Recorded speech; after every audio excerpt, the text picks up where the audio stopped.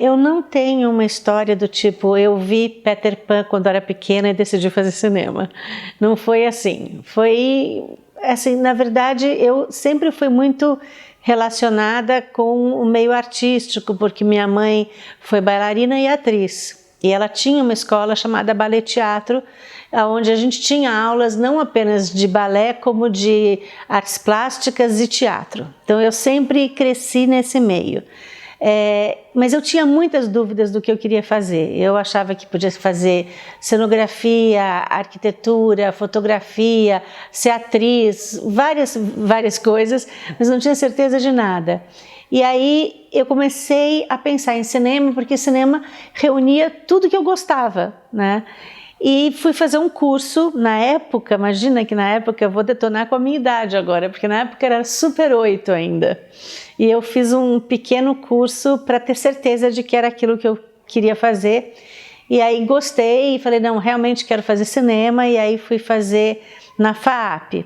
Na época, na verdade, só existia curso de cinema na USP e na FAAP.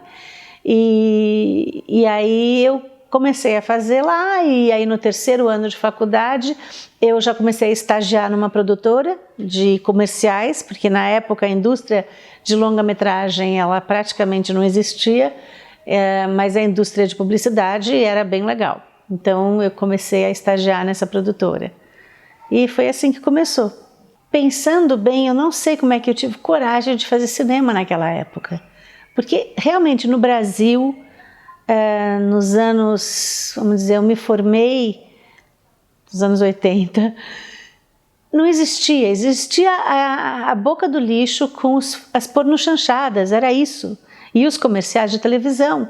A gente não tinha uma indústria de longa-metragem, eu não sei nem porquê e como eu fui resolver fazer cinema num país onde não existia praticamente cinema.